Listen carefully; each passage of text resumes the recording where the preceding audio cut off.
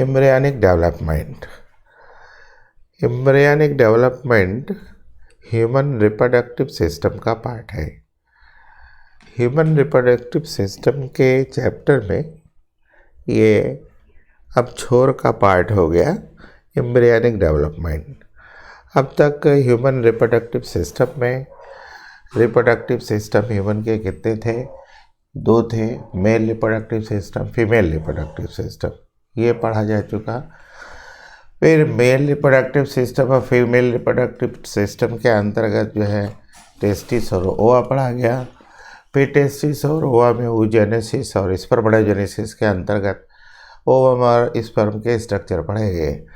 फिर ओवम और स्पर्म के फ्यूजन से जाइगोट का निर्माण हुआ, ये फर्टिलाइजेशन कहा गया। तो अब फर्टिलाइजेशन के बाद जो है जाइगोट बनेगा और जाइगोट के बाद एम्ब्रियो बनेगा। फिर एम्ब्रियो का डेवलपमेंट होगा तो एक नया जीव बनेगा। ये पूरी कहानी एम्ब्रियनिक डेवलपमेंट में आएगी। लेकिन एम्ब्रियनिक डेवलपमेंट में केवल हम मारूला से गैस्ट्रुलेशन तक की प्रोसीजर को, पूरे प्रक्रम को यहाँ लेने का प्रयास करेंगे और उस प्रयास को आप ध्यान से आपको समझना पड़ेगा।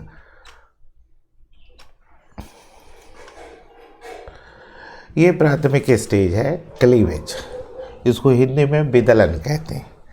क्लीवेज हिंदी में विदलन।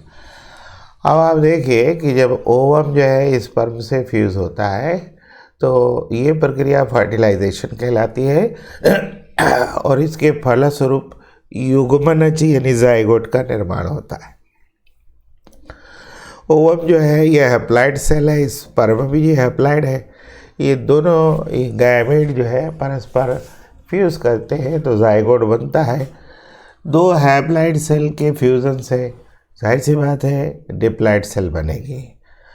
अब ये जो जाइगोट है अब पथ पर चलेगा एम्ब्रियो के, और फिर एम्ब्रियो से एक नए जीवन की शुरुआत होगी। उन सब शुरुआत में प्रारंभिक चरणों को हम यहाँ समझने का प्रयास करेंगे। आपने ओवम के स्ट्रक्चर में पढ़ा है कि ओवम के स्ट्रक्चर में सबसे बाहरी लेयर जो है, जो कि सेलुलर लेयर होती है, वो कोरोना रेडिएटा कहलाती है। कोरोना रेडिएटा के नीचे की जो लेयर है वो नॉन सेलुलर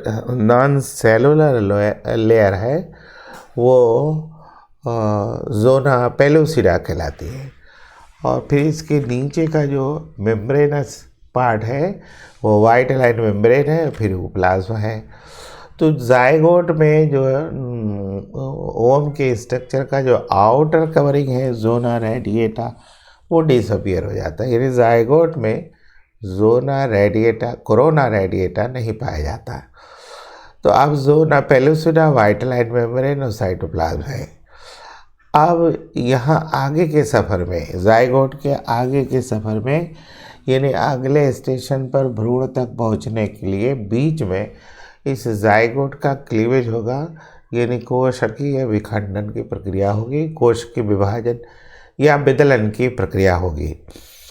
अब ये विदलन जो है इस बात पर निर्भर करता है किस तरह का विदलन है। ये एक बात पर निर्भर करता है कि इसमें इस सेल में यॉक थे कि नहीं। तो चूँकि ह्यूमन एग जो होता है वो यॉकलेस होता है, उसमें यॉक नहीं होता है, इसलिए उसको एलेसिथल एग कहते हैं। उसको एलेसिथल एग कहते हैं। इसी कारण जो जाइगोट में विदलन होगा, क्लीवेज जो होगा, वो होलोब्लास्टिक टाइप का होगा। यानी होलोब्लास्टिक टाइप का विदलन जो है यानी क्लीवेज एलेसिथल सेल में होते हैं, जिसमें या तो याक होते ही नहीं या उपेक्षणीय होते हैं, नेग्लिजिबल होते हैं। इसके अलावा एक मीरोब्लास्टिक डिवीज़न भी है, लेकिन ये उनमें होता है जिसमें याक की मात्रा बहुत अधिक होती है। तो होलोब्लास्टिक क्लीवेज में पूरा जाइगोट जो है ब्लास्टोमेयर्स में विभाजित हो जाता है, ब्लास्टोमेयर्स में विभाजित होता है। तो ये विभाजन जो है कंटिन्यूअस चलता है, और ये विभाजन जो होता है वो माइटोटिक होता है। माइटोटिक का मतलब समसूत्री विभाजन का होता है, यानी समसूत्री विभाजन की प्रक्रिया में जो संतति कोशिकाएं बनती है उनमें गुणसूत्रों की संख्या में कोई परिवर्तन नहीं होता। तो जाइगोट हमारा जो है डिप्लॉयड सेल है, तो जो ब्लास्टोमियर बनेगा या फिर जो कोशिकाएं विदलन के या क्लीवेज के फलस्वरूप प्राप्त होंगी वो डिप्लॉयड ही होंगी, हैप्लॉयड नहीं होंगी। ये डिवीज़न कंटिन्यूस चलेगा, यानी पहले माइटोटिक डिवीजन से 2 कोशिकाएं बनेंगी, तो 2 कोशिका युक्त ये जो है जाइगोट 2 सेल स्टेज कहलाएगा। फिर इसमें फर्दर डिवीज़न होगा तो 4 सेल्स बनेंगी, ये 4 सेल स्टेज कहलाएगा। फिर 4 सेल स्टेज जो है फिर माइटोटिक डिवीज़न में जाएगा तो 8 सेल स्टेज मिलेगा, और उसके बाद जो है 16 सेल स्टेज मिलेंगे।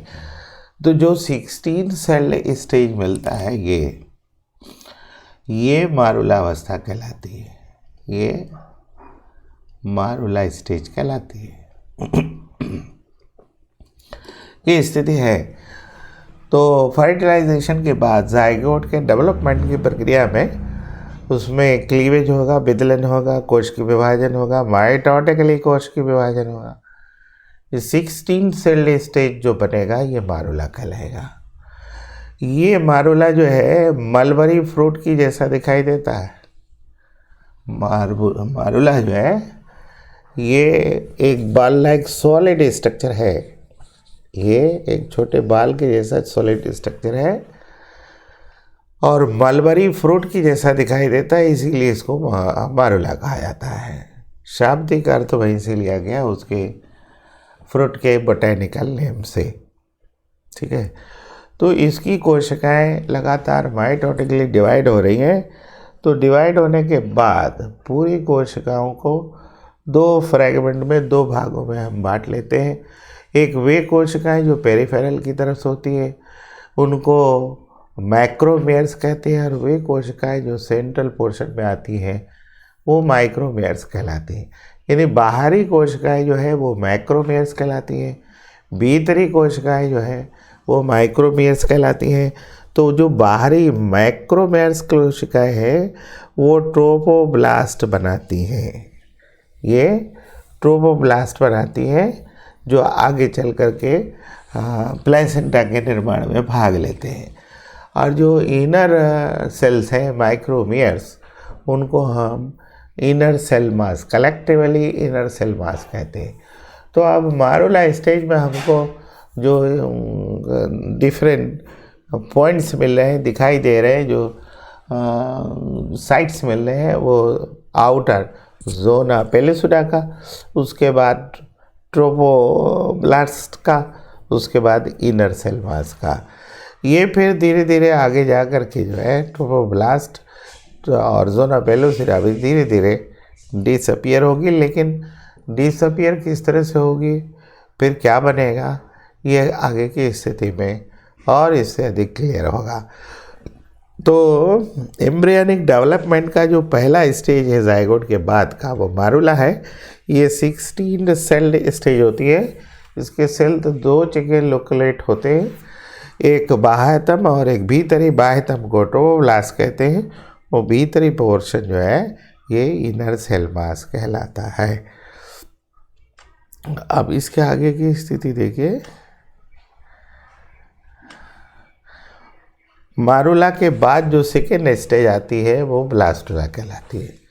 मारुला के बाद जो सेकेंड स्टेज आती है वो ब्लास्टुला कहलाती है। होता क्या है कि ये ब्लास्टुला स्टेज जो है इसी स्टेज पर भ्रूण गर्भाशय में रोपित कर दिया जाता है, यानी इम्प्लांटेशन ऑफ एम्ब्रियो जो है इसी ब्लास्टुला स्टेज में इम्प्लांटेशन उसका होता है। ठीक है, तो मारुला के बाद की जो स्ट्रक्चरल एम्ब्रियो मिलता है वो ब्लास्टुला कहलाता है, और ब्लास्टुला के निर्माण की प्रक्रिया को ही ब्लास्टुलेशन कहते हैं। ब्लास्टुला के निर्माण की प्रक्रिया जो है ब्लास्टुलेशन कहलाती है।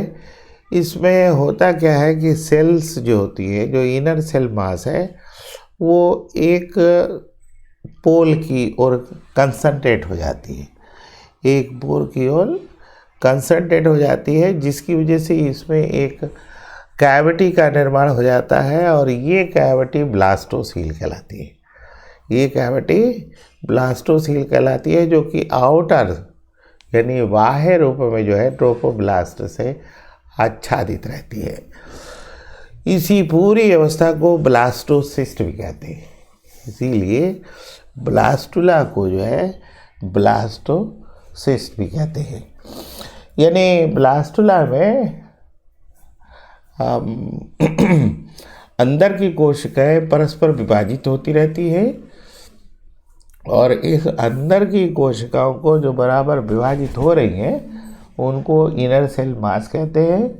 इनका आकार छोटा हो जाता है इसलिए क्योंकि इसमें साइटोप्लाज्म नहीं बनता है और आकार छोटा होने के कारण एक बीच में गुहा यानी कैविटी बन जाती है।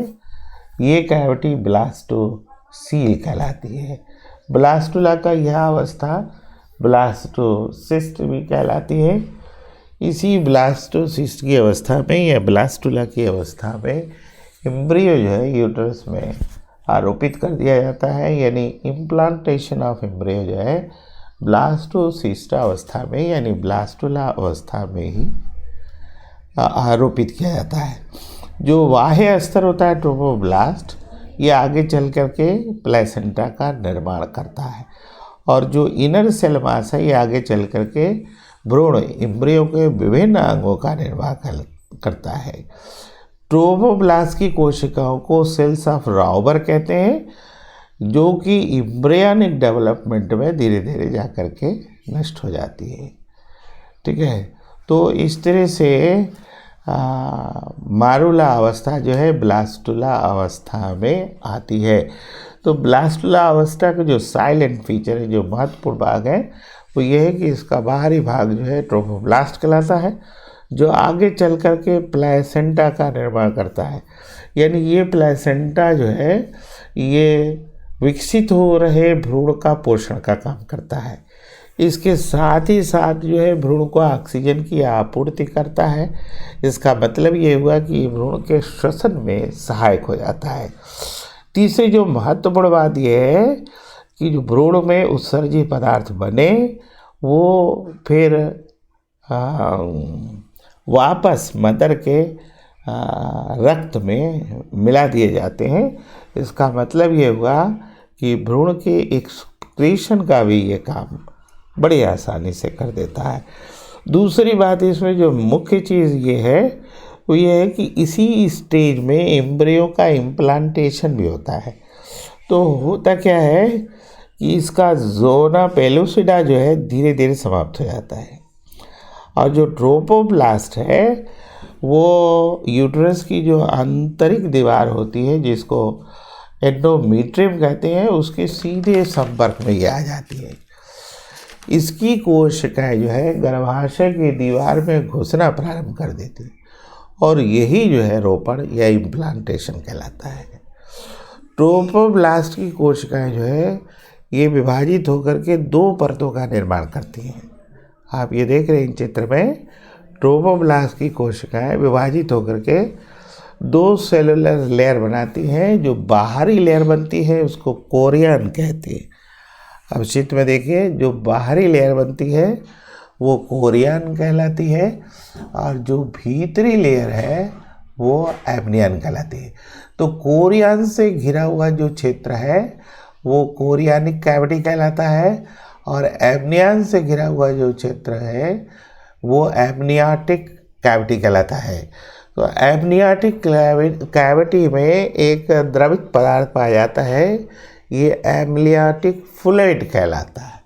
ये एमनियाटिक फ्लूइड कहलाता है। ये बहुत महत्वपूर्ण चीज़ है। इस एमनियाटिक फ्लूइड में भ्रूण की कोशिकाएं पाई जाती हैं। फिर एमनियोसेंटेसिस के द्वारा, यानी इन्हीं भ्रूण में पाए जाने वाली कोशिकाओं के द्वारा हम जो है किसी आनुवंशिक रोग का पता लगा सकते हैं या फिर बनने वाले भ्रूण पर होने वाले किसी प्रकार का की जो क्षति है उसका भी पता लगा सकते हैं, किसी प्रकार का रोग है उसका भी पता लगा सकते हैं। और सबसे महत्वपूर्ण बात यह है कि हम यहाँ भ्रूण के लिंग का पता लगा लेते हैं कि आगे आने वाला जो बच्चा है वो मेल होगा या फीमेल होगा।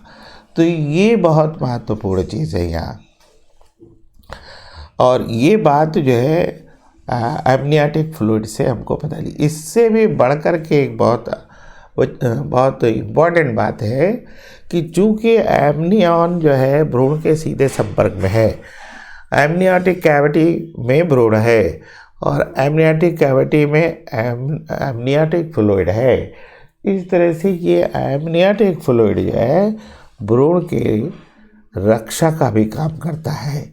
ये इसके बाह्य आघात से इसकी रक्षा करता है।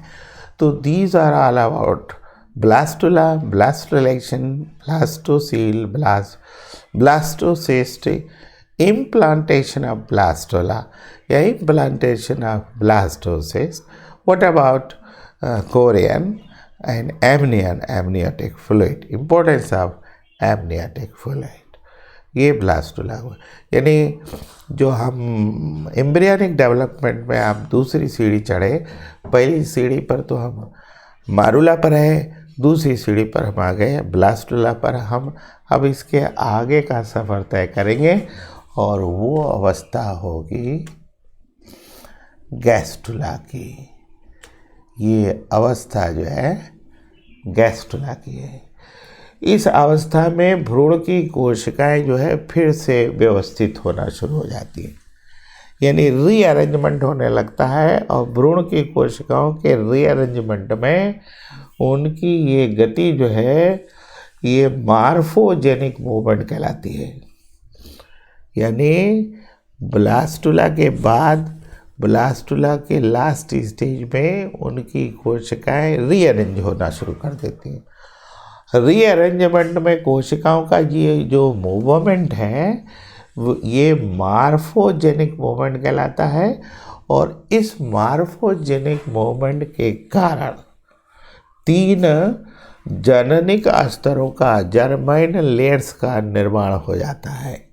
इसमें जो बाहरी लेयर है, आप ये देखिए स्ट्रक्चर में, इस बाहरी लेयर को एक्टोडर्म कहते हैं। जो सबसे भीतरी लेयर होती है वो एंडोडर्म कहलाती है। और एक्टोडर्म और एंडोडर्म के बीच की जो लेयर है वो मीजोडर्म कहलाती है। अब इसमें क्या है कि भ्रूण की जो कोरियन में माइक्रोविलाई पाए जाते हैं, ये फिंगर लाइक प्रोजेक्शंस हैं। इनका क्या होता है कि ये जो गर्भाशय यानी यूट्रस है उसकी दीवार में धंसकर गर्भाशय की रक्त कोशिकाओं के संपर्क में आ जाते हैं। ये माइक्रोविलाई जो है ये गर्भाशय यूट्रस की दीवार में अंदर धंसती हैं और उनकी रक्त कोशिकाओं के संपर्क में आ जाते हैं। इन दोनों के मध्य एक वैस्कुलराइज संबंध स्थापित हो जाता है और यही संबंध जो है अपरा कहलाता है। यही संबंध जो है अपरा कहलाता है। इसको अंग्रेजी में प्लेसेंटा कहते हैं। अब कोरियनिक माइक्रोविलाई समाप्त हो जाती है। फिर भ्रूण मादा के रक्त के संपर्क में भ्रूण जो है मादा के रक्त के संपर्क में आ जाता है और भ्रूण जो है कोरियनिक कार्ड की सहायता से प्लेसेंटा से जुड़ जाता है। यह अम्बिलिकल कार्ड के थ्रू फीटस को यूट्रस के एंडोमेट्रियम से जोड़ देता है। यानी ये प्लेसेंटा पहली ऐसी संरचना बन जाती है जिसका निर्माण 2 अलग अलग शरीर के ऊतकों से होता है। ये मेन चीज़ है प्लेसेंटा के बारे में कि इसका निर्माण 2 अलग अलग जीवों के ऊतक यानी टिश्यूज से होता है। अब फिर क्या होगा कि इस तरह से जो हमारा भ्रूण पल रहा है वो फिर अपरा के थ्रू, प्लेसेंटा के थ्रू न्यूट्रिशन लेगा, रिस्पायर करेगा और साथ ही साथ जो है वो एक्सक्रेटरी प्रोडक्ट को मादा के ब्लड में छोड़ देगा। तो ये 3 अवस्था हो गई हमारी, एक मारूला अवस्था हो गई, एक ब्लास्टुला अवस्था हो गई और एक गैस्ट्रुला अवस्था हो गई। इसमें बड़े इम्पोर्टेंट क्वेश्चंस भी पूछे जाते हैं कि अब फिर इम्प्लांटेशन, एम्ब्रियो का इम्प्लांटेशन कैसे होता है। इसमें एमनियन आया, कोरियन आया, एमनियोटिक फ्लूइड आया, है ना। ये बड़े इम्पोर्टेंट पोर्शन बनते हैं जिन पर प्रश्न पूछे जाते हैं। हम इनमें से कुछ प्रश्नों को यहाँ लेंगे। यह पहला प्रश्न है, name the structure which provide vascular connection between foetus and uterus. यानी उस संरचना का नाम बताइए जो कि भ्रूण को यूट्रस से जोड़ता है। तो अब तक की कहानी में ये सिद्ध हुआ कि प्लेसेंटा ही एक ऐसी संरचना है जो भ्रूण को यूट्रस से जोड़ देता है। अम्बिलिकल कॉर्ड के थ्रू भ्रूण को यूट्रस से जोड़ देता है और इसका फ़ायदा ये होता है कि भ्रूण का न्यूट्रिशन यानी पोषण होता है, उसको ऑक्सीजन की सप्लाई हो जाती है और उसके जो वेस्ट प्रोडक्ट्स बने वो फिर बाहर कर दिए जाते हैं। तो संरचना का नाम प्लेसेंटा होगा। इसको हिंदी में अपरा कहते हैं। दूसरा प्रश्न जो हमारा है, ये प्लेसेंटा अंग्रेजी में कहलाएगा, हिंदी में ये जो है अपरा कहलाएगा। ये बहुत महत्वपूर्ण चीज़ है।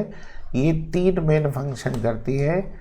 न्यूट्रिशन, न्यूट्रिशन का मतलब पोषण। नंबर 2 रिस्पिरेशन यानी श्वसन, और तीसरा एक्सक्रीशन। एक्सक्रीशन का मतलब उत्सर्जन। ये 3 महत्वपूर्ण फंक्शन जो है इस प्लेसेंटा के द्वारा होता है। दूसरा प्रश्न है, eight which stage the human embryo implanted in the uterus. आप 3 स्टेज पढ़े हुए। एक स्टेज आपने पढ़ा मारूला,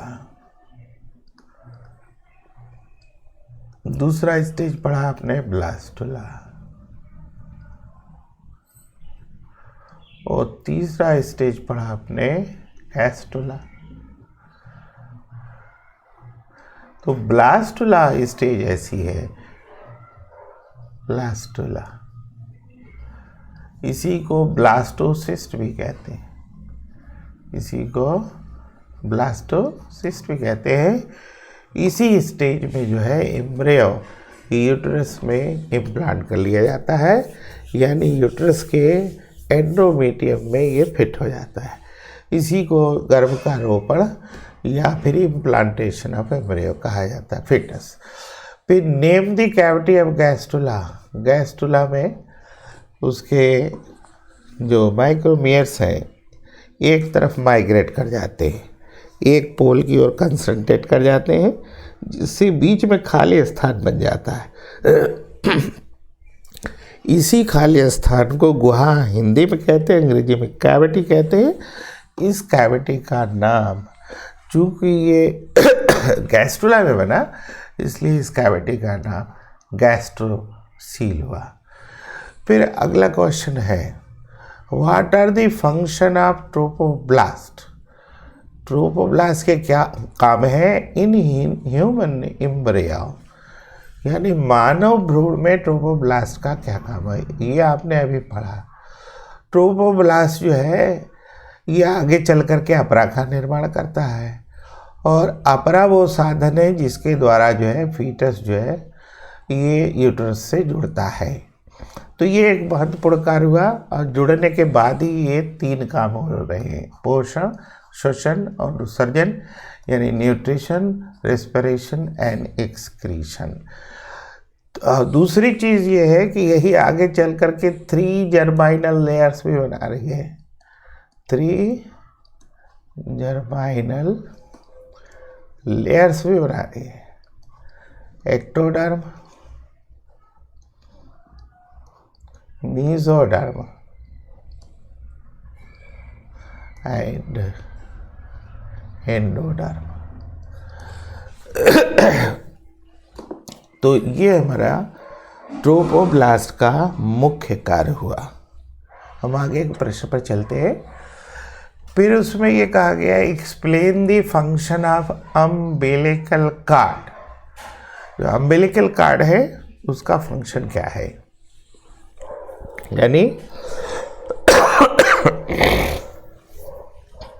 यानी फीटस जो है, फीटस इसी अम्बिलिकल कार्ड के थ्रू अपरा यानी प्लेसेंटा के द्वारा जुड़ा होता है।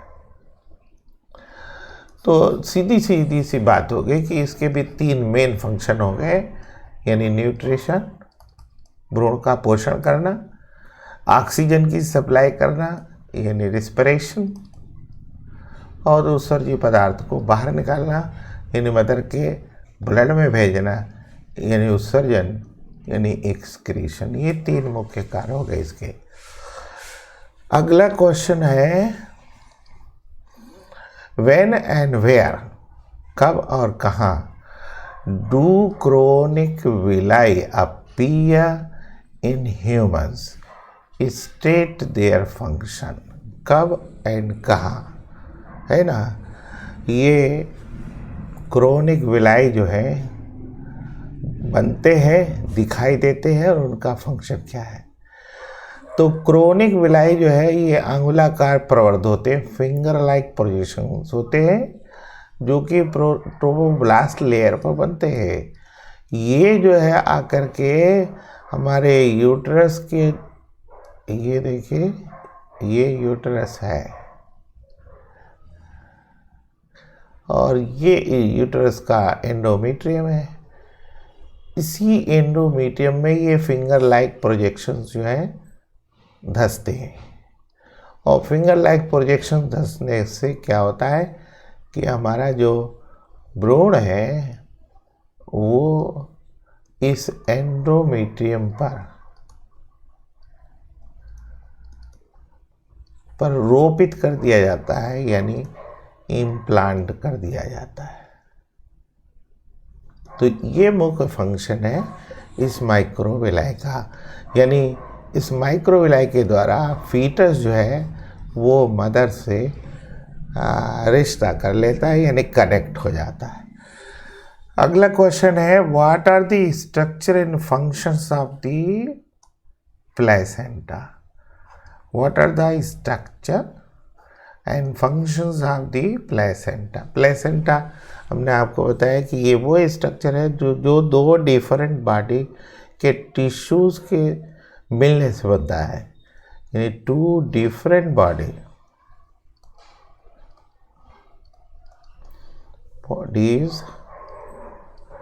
टिश्यूज़, ये 2 अलग अलग शरीर के ऊतकों के मिलने से बनता है। और दूसरा इसका फंक्शन क्या है कि ये जो है ये बहुत महत्वपूर्ण सवाल है, ये ऊपर आने वाले सभी सवालों में पूछा गया। ये भ्रूण का पोषण करता है, पहली बात भ्रूण का पोषण यानी न्यूट्रिशन का काम करता है। दूसरा ऑक्सीजन की सप्लाई करता है,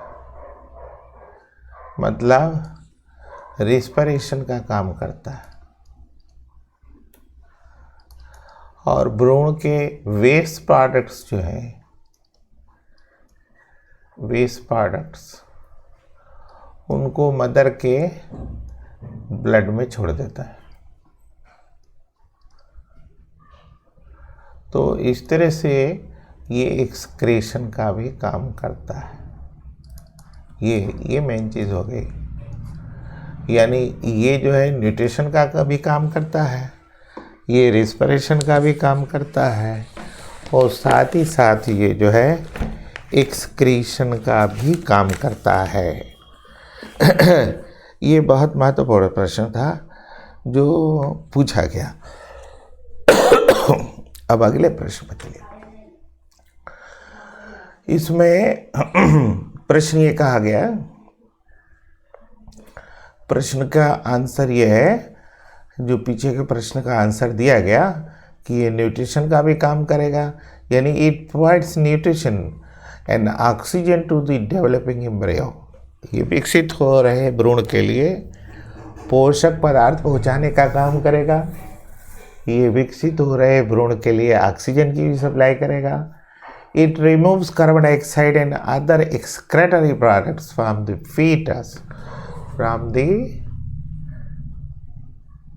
फीटस टू द मदर। मतलब ये भ्रूण में बन रहे कार्बन डाइऑक्साइड और दूसरे वर्ज्य पदार्थों को मदर के ब्लड में छोड़ाएगा। इस तरह से ये एक्सक्रीशन का भी काम करेगा। एक्सक्रीशन। फिर उसके बाद it acts as endocrine gland.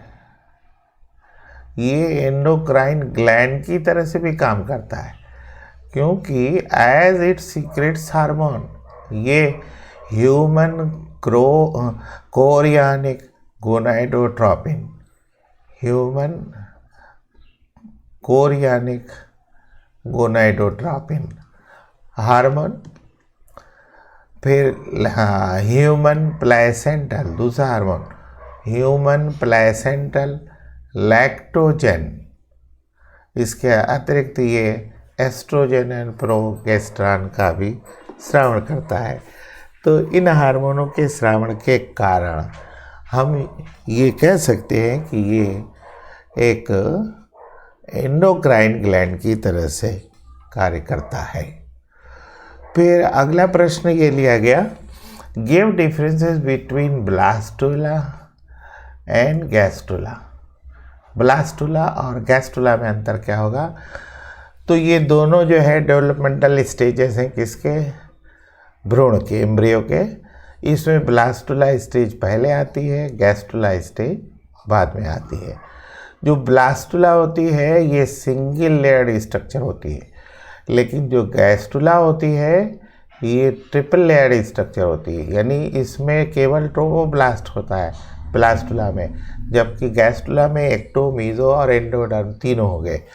इसमें जो कैविटी यानी गुहा पाई जाती है वो ब्लास्टोसील कहलाती है, और इसमें जो कैविटी पाई जाती है वो गैस्ट्रोसील कहलाई जाती है। ये जो है ब्लास्टुला मारूला के बाद बनता है, और ये गैस्टुला जो है ब्लास्टुला के बाद बनता है। ब्लास्टुला एक ऐसी अवस्था है जिसमें कि एम्ब्रियो का इम्प्लांटेशन हो जाता है, यानी ब्लास्टुला स्टेज में ही एम्ब्रियो का इम्प्लांटेशन हो जाता है।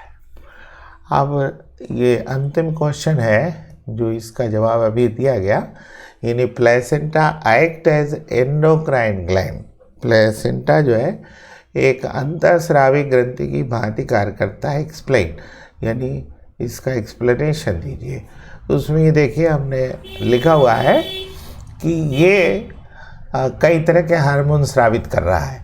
ह्यूमन कोरियानिक गोनाडोट्रोपिन HCG और ह्यूमन प्लेसेंटल लैक्टोजन के साथ साथ ये एस्ट्रोजन और प्रोगेस्टेरॉन का भी स्रावन करता है। तो शरीर में पाए जाने वाले वे सभी ग्रंथियाँ जो नलिका विहीन होती हैं और साथ ही साथ हार्मोन का स्रावन करती हैं, उनको एंडोक्राइन ग्लैंड कहते हैं। तो ये जो है चूँकि हार्मोन्स का भी श्रवण कर रही है ना प्लेसेंटा, इसीलिए ये एंडोक्राइन ग्लैंड कही जा रही है। तो इस तरह से किस प्रकार से जाइगोट से मारुला, मारुला से ब्लास्टुला और फिर ब्लास्टुला से गैस्टुला का निर्माण हुआ, ये समझने की स्थिति पूरी हुई।